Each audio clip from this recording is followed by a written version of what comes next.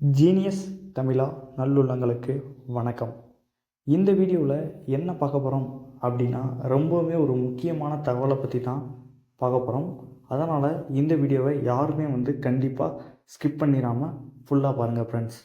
அதுக்கு முன்னாடி நீங்கள் நம்ம ஜீனியஸ் தமிழா சேனலை சப்ஸ்கிரைப் பண்ணாமல் இருந்தால் சப்ஸ்கிரைப் பண்ணிக்கோங்க.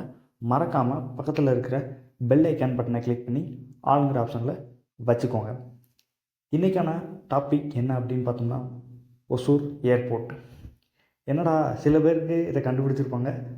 இந்த வார்த்தையை கேட்டோடனையும் ஒசூரில் ஏர்போர்ட்டே இல்லை, வேறு எப்படி நான் ஒசூரில் ஏர்போர்ட் இருக்குது அப்படின்னு சொல்கிறான் அப்படின்னு உங்களில் நிறைய பேர் நினச்சிருப்பீங்க.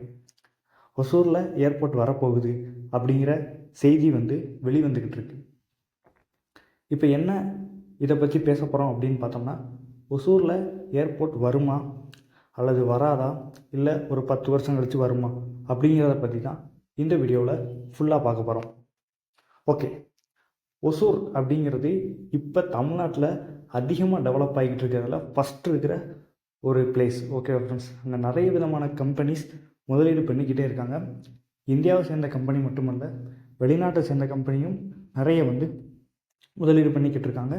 BMW அப்படிங்கிற கம்பெனி உங்கள் எல்லாருக்குமே தெரியும், அவங்களும் முதலீடு பண்ணிக்கிட்டு இருக்காங்க. இப்படிப்பட்ட நிறைய கம்பெனிகள் முதலீடு பண்ணும்போது அந்த இடத்துக்கான போக்குவரத்து வசதி அப்படிங்கிறது வான்வெளியை பொறுத்தவரை கம்மியாக இருக்குது. என்ன காரணம் அப்படின்னு பார்த்தோம்னா, கிட்டத்தட்ட ஒசூர் டு பெங்களூர் 74 கிலோமீட்டர், அதாவது ஏர்போர்ட்டுக்கு இருக்கிற டிஸ்டன்ஸ். இந்த டிஸ்டன்ஸை கம்மியாக்கணும் அப்படின்னா ஒசூரில் ஒரு ஏர்போர்ட் வரணும். அந்த ஒசூரில் ஏர்போர்ட் வர்றது நடக்குமா நடக்காதா அப்படிங்கிறது இந்த வீடியோவில் போக போக உங்களுக்கு தெரியும். என்ன அப்படி சொல்லியிருக்காங்க அப்படின்னு பார்த்தோம்னா, ஒசூரில் ஏர்போர்ட் வைக்கணும் அப்படிங்கிறத தமிழ்நாடு அரசு அதுக்கான திட்டத்தை செயல்படுத்திக்கிட்டே இருக்காங்க. ஆனால் கர்நாடக அரசு என்ன பண்ணியிருக்காங்க அப்படின்னு பார்த்தோம்னா, இன்னொரு ஏர்போர்ட்டை அவசரமாக கட்டுறதுக்கு, அதாவது திட்டத்தை ரெடி பண்ணிக்கிட்டு இருக்காங்க. எந்த இடம் அப்படின்னு பார்த்தோம்னா, கர்நாடகாவில் இருக்கிற தும்கூர் அப்படிங்கிற ஒரு இடத்துல ஏர்போர்ட் கட்டணும் அப்படின்னு சொல்லியிருக்காங்க. இது ஏன் அப்படின்னு பார்த்தோம்னா, ஒசூர் அப்படிங்கிறது ரொம்பவுமே டெவலப் ஆகிக்கிட்டு இருக்கு. இது மேலே கர்நாடக அரசுக்கு ஒரு கண் இருந்துக்கிட்டே இருக்குது. அதனால தான் ஒசூரை எங்கிட்ட கொடுங்க அப்படின்னு அவங்க இப்போயும் கேட்டுக்கிட்டு இருக்காங்க. இது நடக்கவே நடக்காது. ஒசூரை எப்பயும் கர்நாடக அரசுக்கு கொடுக்க மாட்டாங்க. ஓகே, இப்போ என்னென்னா நம்ம பாயிண்ட்டுக்குள்ளே வருவோம். ஒசூரில் ஏர்போர்ட் வர்றதுக்கு முக்கியமான காரணம் தொழில், அதாவது ஃபேக்ட்ரிஸ் நல்லா டெவலப் ஆகிக்கிட்டே இருக்குது. டெவலப் ஆக அங்கே போக்குவரத்து ரொம்ப அவசியம். இப்போ ஒசூரில் உங்களால் ஏர்போர்ட்டை கொண்டு வர முடியுமா அப்படிங்கிறது தமிழ்நாடு அரசுக்கு ஒரு கேள்வியாக கேட்டிருக்காங்க நிறைய பேர்.